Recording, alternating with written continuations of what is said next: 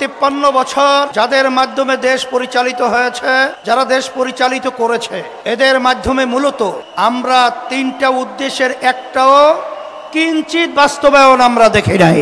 এই সূত্র ধরেই 2024 জুলাই 5ই আগস্ট এই দেশকে আবার স্বাধীন করার জন্য হাজার হাজার আমার মায়ের কোল সন্তান হারা হয়েছিল, অনেকে চক্ষু হারিয়েছে, অনেকে পঙ্গু হয়েছে। আমাদের মূল লক্ষ্য উদ্দেশ্য হলো আমাদের এই দেশ স্বাধীন করতে গিয়ে আমাদের যারা জীবন দিয়েছিল, রক্ত দিয়েছিল, পঙ্গু হয়েছিল, যারা দেশ পরিচালনা করেছে, আমাদেরকে ধোঁকা পেয়ে বোকা দিয়ে বারবার আমার এই দেশকে চোরের দিক থেকে, দুর্নীতির দিক থেকে ফাঁস বানিয়েছে।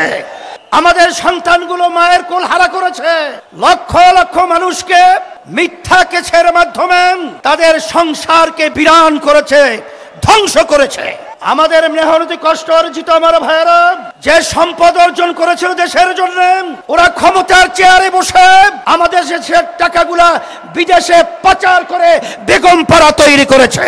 এখন কথা পরিষ্কার, যারা নাকি ক্ষমতা প্রেমিক রয়েছেন, বারবার আমাদেরকে মানুষের কাছে বিতর্কিত করার জন্য আপনারা বলেছেন আমরা নাকি জাতীয় নির্বাচনকে প্রশ্নবিদ্ধ করছি, পিছিয়ে নেওয়ার ষড়যন্ত্র করছি।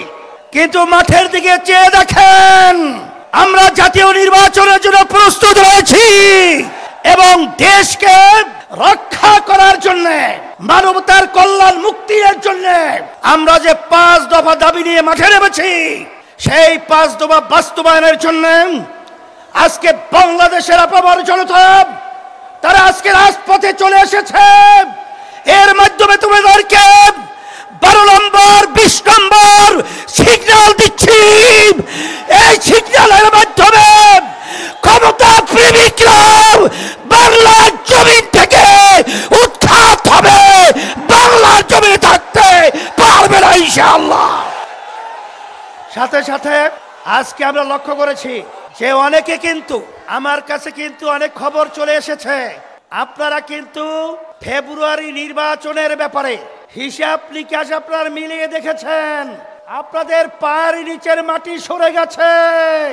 এখন নির্বাচনকে পিছনে নেওয়ার জন্য আপনারাই ষড়যন্ত্র করতেছে। এই সিগন্যাল কিন্তু আমাদের কাছে এসে গেছে, কিন্তু ভালো করে জেনে রাখেন, জনগণ তো আপনাদের পক্ষে মতামত রায় দেওয়ার মতো পরিবেশ নেই। এখন আপনারা গুন্ডামি, সেন্টার দখল, বিভিন্ন সন্ত্রাসীর মাধ্যমে আপনারা ক্ষমতার চেয়ারে বসবেন, সেদিন ভুলে যান।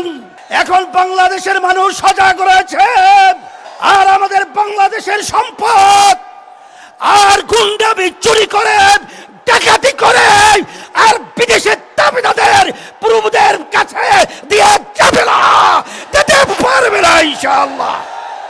সেই হিসাবে আমি সকল গোদার আহ্বান জানাবো।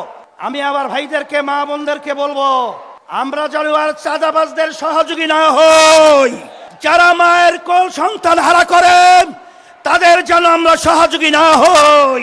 যারা আমাদের দেশে বসে আমাদের দেশের টাকা বিদেশে পাচার করে তাদের জন্য আমরা সহযোগী না হই।